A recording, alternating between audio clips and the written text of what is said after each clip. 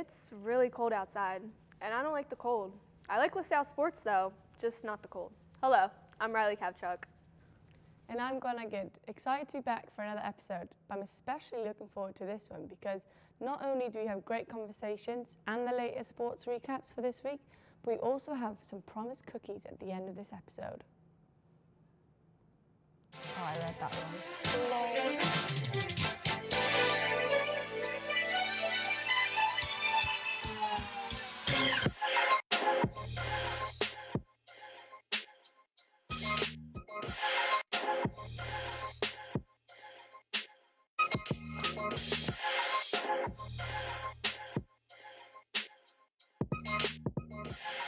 Welcome to SportsLine. We now have 8 different sports in action, meaning 8 different sports to recap. And later, I got the chance to sit down with Gabby and Lucas from the swimming and diving team to talk about their training, competitions, and what they do outside the pool. Stay tuned for that conversation. But first, let's take a look at our SportsLine top 3.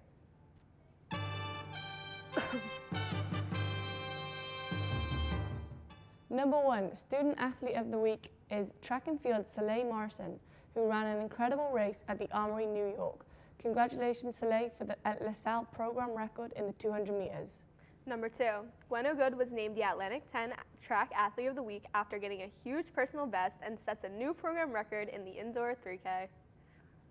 Number 3, LaSalle University basketball star and current women's basketball assistant coach Jaren Reeves was inducted into the Owens Community College Hall of Fame.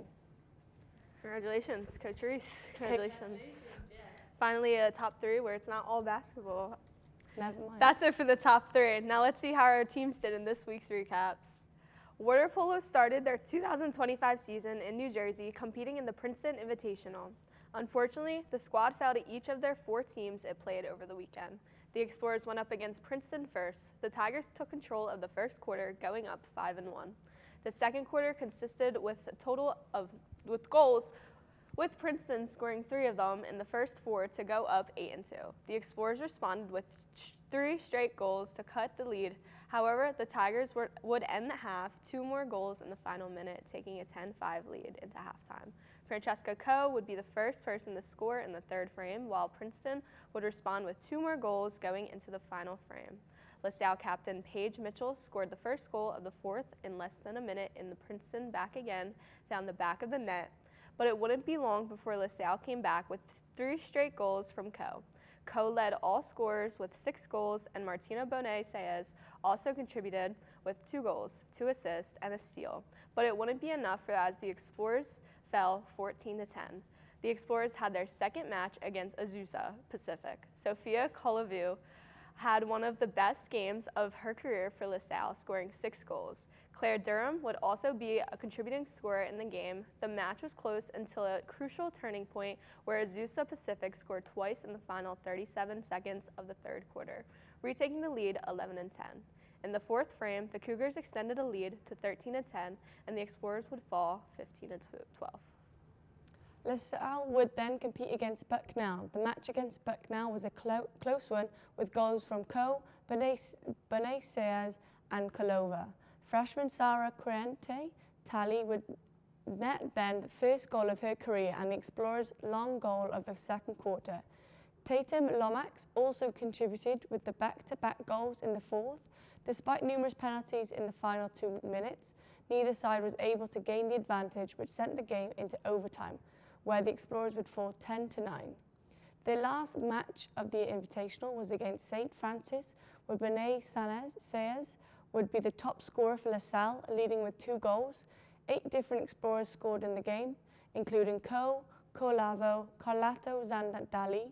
Despite the Explorers' efforts, they wouldn't be able to catch up to the Red Flash and would fall 17-9. This past Saturday, men's basketball took on Rhode Island at home. The game was competitive from the start, with neither side being able to get a significant edge. Jalil White scored 6 of LaSalle's first 12 points, but the Explorers still trailed by 1. LaSalle was then able to build a 25-19 lead. Rhode Island answered back, scoring the next 8 points to regain the lead. Deshaun Shepard and Tunde Valberg-Fasasi each converted 3-point plays, giving the Explorers a 33-31 lead going into the half. The Rams were able to get a slight lead in the first few minutes of the half, but LaSalle was able to gain back their lead. The Explorers scored 7 straight points to take a 41-37 lead after that. Both teams went back and forth, trading the leads. Neither team was able to gain a lead more than 3 points until Deuce Jones found open Valberg Fasasi, giving them a 52-46 lead. Rhode Island fought back to tie things up with 6 minutes and 30 seconds remaining in the game. 2 free throws from Jones gave the Explorers a 6-point lead with less than 2 minutes left. In the last minutes of the game, the Rams were able to cut LaSalle's lead to 3, but the Explorers held onto their 6-point lead for the rest of the game. The game ended in a 70-64 win for the Explorers, their 11th win of the season. Last night, men's basketball hosted the Fordham Rams. The Explorers found themselves in an early hole from a 7-0 run. They were able to flip the script with an alley-oop from Deshaun Shepard and 3 free throws from Corey McKeithen, cutting the lead 17-13. The Rams responded with a 14 of the next 16 points to make the score 31-15. A pair of Deuce Jones buckets and a 3-point play by Shep cut the deficit to 9 with 3 minutes and 4 seconds left to play in the first half. Even though the Fordham got the first point of the half, the Explorers went on a 10-2 run to make it a 7-point game, thanks to Jaheel White and Jones. Both teams continued to trade buckets to keep the game within reach for the blue and gold. A 3-point play by White stopped a 7-0 run by the Rams. McKeithen also added a 3 to the rim advantage to 10 points with a 6-minute remaining. Both teams continued to battle it out. A flurry of dunks from Fordham would seal the win for the visitors, bringing the final score to 88-72. This past Saturday, the women's basketball team faced off against St. Joe's. The Hawks made the first move, gaining a 16-8 lead by the end of the first quarter. The Explorers fought back in the second quarter, outscoring St. Joe's 19-15. Freshman Joan Quinn capped a 13-2 LaSalle run with just seconds left in the half. Throughout the game, she scored a career-high 23 points, the most by an Explorer this season. LaSalle continued to fight for the rest of the half, but it wasn't enough. By the end of the first half, the Hawks were up 27-31. In the third quarter, St. Joe's began to take over, outscoring LaSalle 26-9. In the fourth quarter, the Explorers fought hard to come back, but it wasn't enough. The game ended in an unfortunate 52-76 loss for LaSalle. It was then time to take on St. Bonaventure. The Bonnies started strong in the first quarter, ending the first quarter in a 19-17 lead. In the second quarter, the Explorers came back, outscoring the Bonnies 15-13. Joan Quinn led the points in the first half overall with 9 points in the first quarter and 6 points in the second quarter. By the end of the half, things were all tied up 32-32. In the third quarter, LaSalle kept things going, outscoring the Bonnies 8-2 to take the lead. A basket by Reese Magassa and the third capped a 7-0 LaSalle run to make it a 41-37.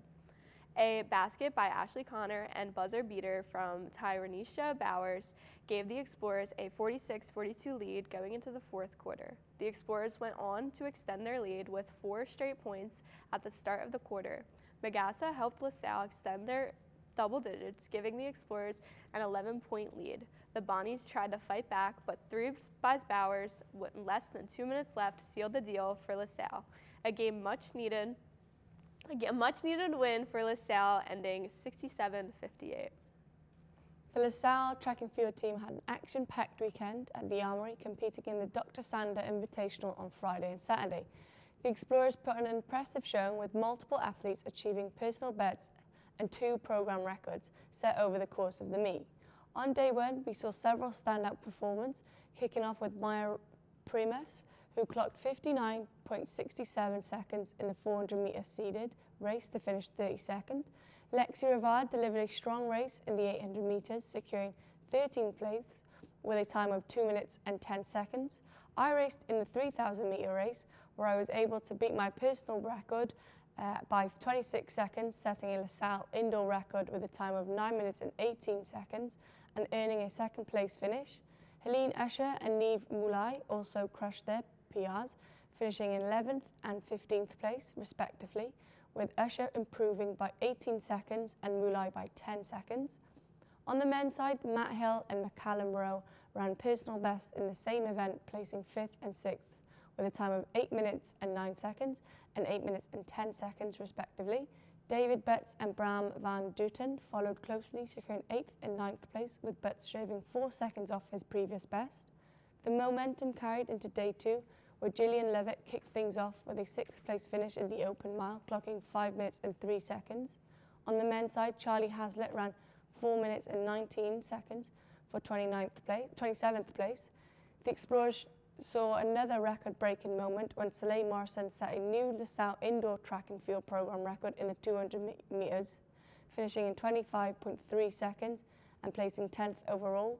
In the Invitational Mile, Chanel Muir and James Petak crossed the line in 9th and 10th place with a time of 4 minutes and 3 seconds and 4 minutes and 5 seconds, while Callum Murray followed closely in 14th place at 4 minutes and 7 seconds. Closing out the weekend on a high note, Finn Burney delivered a strong performance in the 5K, securing 6th place with a time of 14 minutes and 24 seconds. And with multiple PRs, 2 program records, and a host of top finishes for the Explorers left the Armory with plenty to celebrate. Swimming and diving traveled to New York this past weekend to face off against Fordham. On the men's side, Andrea Sitakova picked up the first win of the day in the 100-yard breast with a finishing time of 57.49 seconds. Savoca got his second win of the day in the 200-yard breast with a time of 2 minutes 7.69 seconds. Carter Perkins also picked up a win for the 100-yard free, finishing with a time of 46.46 seconds. On the diving side, Carter Randall won both men's diving events. Bryce Peterson got second in the 1-meter event, and Liam Kyle placed third in the 1-meter event and second in the 3-meter event. The overall team lost to Fordham with a score of 195 to 99. Now on the women's side from the swimming and diving team, despite a strong effort, the Explorers fell short to the host, 181 to 119. However, Gabriela Herbendender secured a victory in the 200-yard freestyle with a time of 1 minute and 56, while Tori Venn narrowly won the 50-yard freestyle by 100th of a second. In the final women's event of the day, the relay team of Emma Van Seelm, Herbender, Maren Scheremboren, and Fenn claimed gold in the 200-yard freestyle relay with a time of 1 minute and 37 seconds. On the diving side, Tiffany Brown earned running-up finisher in both women's events, capping off a competitive showing for LaSalle. Wow, sorry, that was crazy. We've got some wins, some wins. So yeah, it's definitely mixed up in there. We have a women's basketball win. That's really nice. Yeah, that's I feel really like good. That's something they needed. They've been trying to get that for a while. They started off the season pretty good, pretty significant. Yeah. And they have a really good freshman team. I think they've kind of like molded into the team a little bit more now. I think they've all know what their job or like what their role is in that team, and you can see with the results, can't you? Both men's and women's, their rookies are really. Their rookies are capturing very good. the team. They are showing up. Yeah, their rookies are definitely but big. Let's talk about Deshaun Shepard's dunk. Oh my God, here he goes. He's back. Everywhere. I haven't seen that on my Instagram. I'm like, oh my goodness. That was a big thing last year. He was big on the dunks. He hasn't done as much this year, but then he's back. It's kind of cool though, because I feel like he's in my class, so I'm maybe a bit fangirling him now. But no, that was really cool. Yeah. And then with the program records, obviously on the track, that's cool. Congratulations. Thank you. Thanks. Congratulations. And to Soleil, obviously. Soleil. And then it's awesome. You just this group alone is just breaking records, and it just started. It's crazy. You're breaking program records. I hope people don't get sick of track and field. No one's gonna get sick if you keep winning like this. If you keep breaking records, it's great. I'll try not to. I'm joking. I'm gonna keep trying. Good. Yeah. We're going to take a quick break, but when we come back, Gwen got to sit back with members of the swimming and diving team. You won't want to miss it. Oh, that was clutch. I thought that was clutch.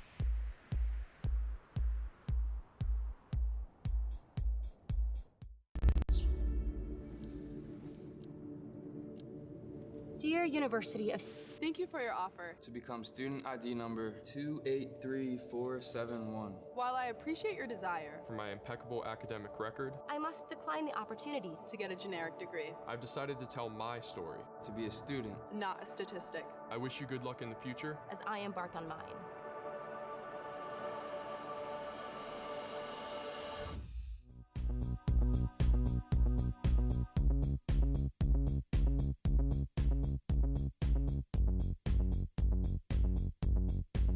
Welcome back. Gwen got to sit down with members of our swimming team. Take a look. Welcome to On the Sideline. Today I have two members of the swim and diving team.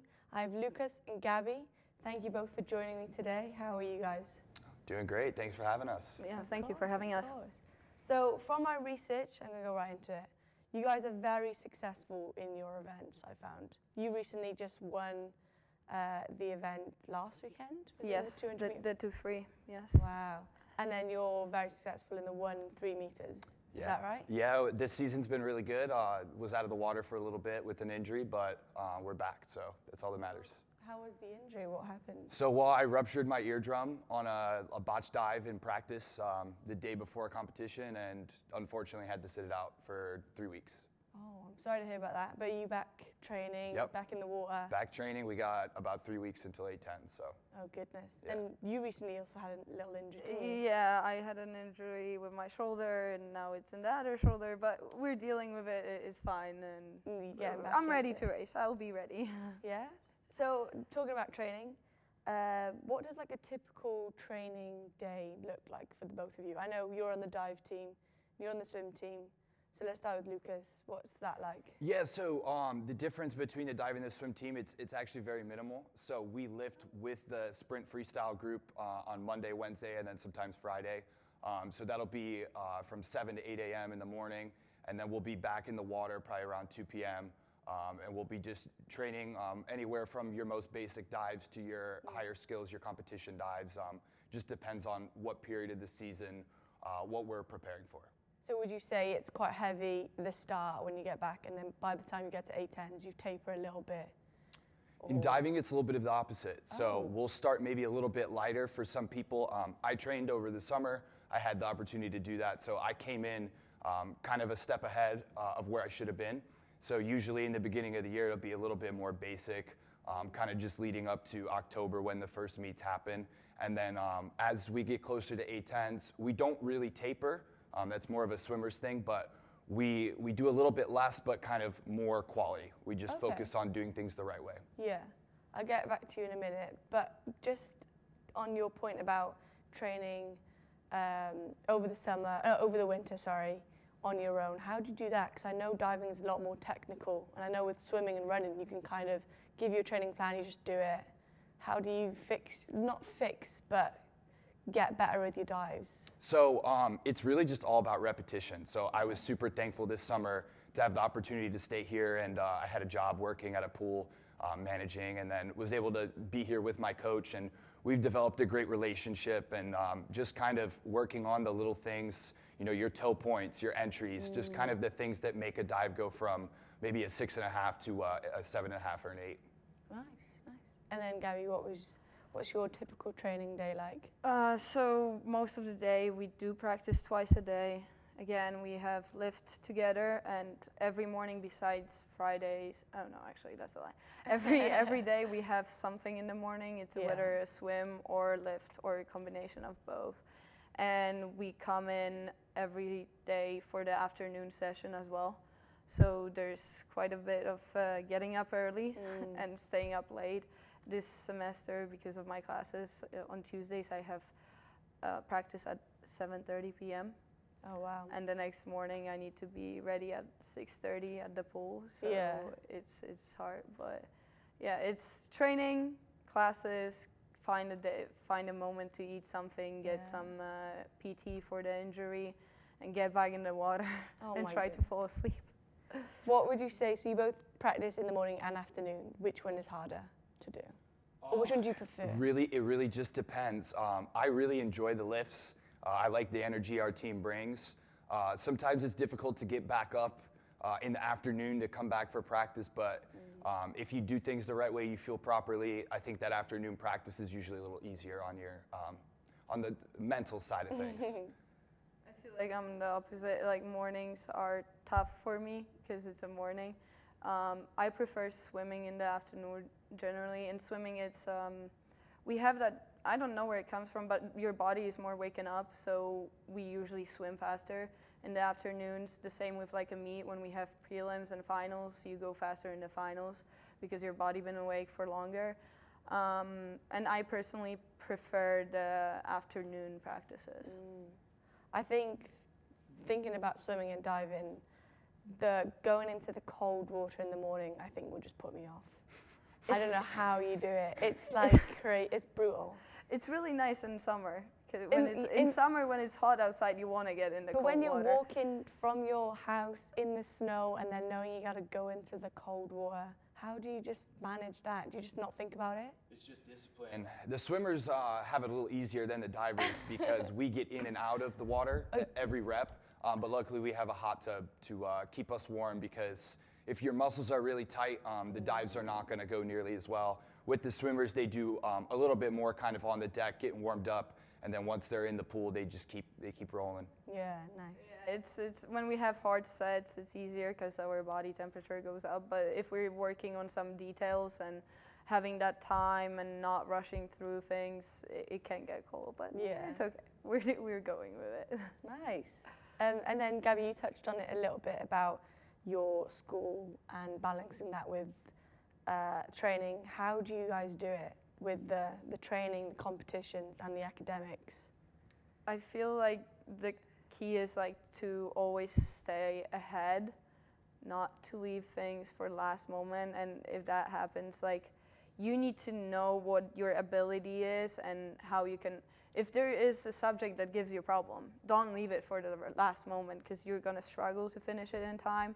I feel like knowing yourself and what you can do better and worse is very crucial, because if you know what you can do, you can prepare yourself better, and then you can adjust your time based on what is better. But don't leave things for the last moment. I should probably sometimes listen to it, but yeah, show up to classes. I feel like that's giving a lot. It's hard sometimes, but planning ahead also, like when you will have a break where you're gonna eat, it's what helps you going, I feel like. Yeah.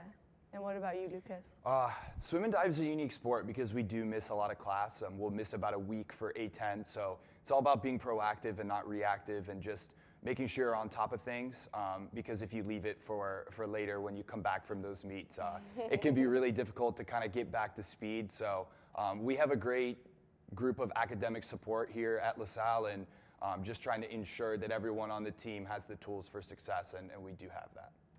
Nice. Yeah, I completely agree, and I really like what you said about it's about being reactive, not proactive, not reactive. Yeah. Yes. And then you did touch on it in the previous question about the team atmosphere and stuff, and I can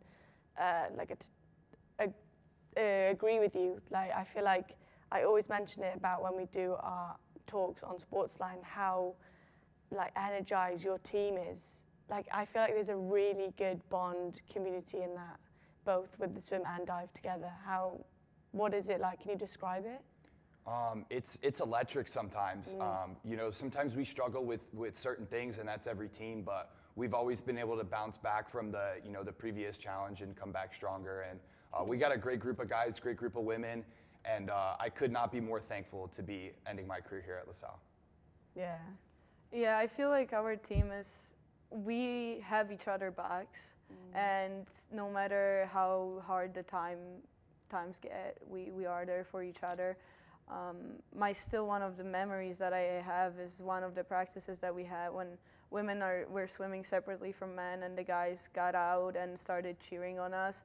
And it's something that, like, I personally didn't see at meets back home, so it's totally different, and I feel like we can cheer on each other, we can help each other, and that's a lot, knowing that, like, even if you're having a bad day, someone is behind you to help you, which is usually swimming and diving is an individual sport, but being here, it just makes you feel like you have your family, your community, and yeah, I'm grateful for this team and being around those people, having met them. Yeah, especially for you as well, being so far away from home. Yeah. It's nice having those people supporting you, and it's something that I definitely want to take with me to my team, the track and field team, because we do a lot of supporting each other, but I feel like it's just nothing compared to what you guys have.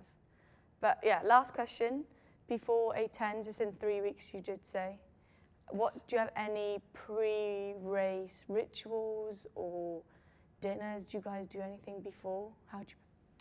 So I used to be very superstitious as a younger diver, but now it's just kind of like, I kind of just like to treat it like every other day. In diving, we try to mimic what we do in practice in the competition, and I'm a big believer of just trusting my training, trusting the process, and when you try to do things that are out of the ordinary or you try to do something extraordinary, that's when they go wrong. So if you just kind of, stay in your own lane and do your thing, it usually works out for me. So, but we do a lot of team dinners at 810s and kind of get the whole team rallied around before, the relay races and the diving events, the swimming events. So we really come together and pull through. So we pop off at this meet. Do you have any rituals? Rituals. Superstitions? I definitely, when it comes to dinners, always before a meet, I try to eat a lot of carbs, pasta, that kind of stuff.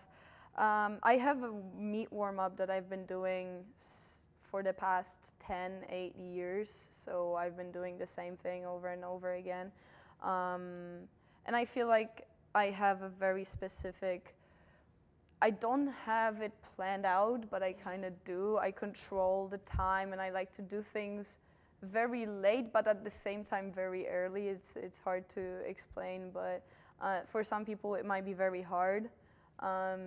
I try not to stress right before the meet. I know I can put my swimsuit on time and everything like that. And I think the only ritual I have is that before my races, I scratch my arms and my legs to have a better water feeling. Wow. And I also usually take a bit of water and just spit it out in the air. I feel like that's kind of my ritual, what I do. So subconsciously, you both kind of have a little bit of superstitions or rituals before. You have to. Yeah, you have to. And in diving too, it's a very mental sport. Swimming is as well, but the physical side of things is a little bit different. So kind of just being in the right frame of mind is the key here. Well, thank you both. We're going to take a quick break and we'll be back with the upcoming sports. Where are we headed? Well, I'm headed to Michael's Air Force Academy graduation. Since I'm a real ID, we'll give Michael our best. I'll just be here. Be your Real ID self today. To learn how, visit tsa.gov/realid or your local DMV. Welcome back. We have a busy week of Explorers Sports, so here's what you have to look forward to. Men's and women's track will yet again travel to New York to compete in the Scarlet Knight Open at 9:30 a.m. Friday. Then on Saturday, they will compete against Marist at 1:45. Men's and women's swimming and diving will compete against Monmouth University at home Saturday at 11 a.m. Water polo plays twice Saturday, first time versus Indiana at 2 p.m. and then Pacific at 7 p.m., both at Providence, Rhode Island. Men's basketball will face George Washington 2:30 p.m. on Saturday at home, when travel to Virginia to take on VCU at 7 p.m. on Wednesday. Women's basketball will play against UMass at home Sunday at 2 p.m., then Richmond on Wednesday at 6:30 p.m. That just about wraps us up for this week. If you can't make it out to see the Explorers play, be sure to tune in next week for our coverage. Keep up with this weekend's other sporting events by visiting goexplorers.com. Also, check us out on Facebook at facebook.com/LaSalleTV and on Instagram at the SportsLine LTV. We welcome you to send your thoughts and suggestions there. Before we go, we would want to see you repping LaSalle. We want to see you repping LaSalle at the games. Send us a selfie from any upcoming LaSalle games via our Instagram, and you might get a shout out in the next episode of SportsLine. Thank you. Oh my.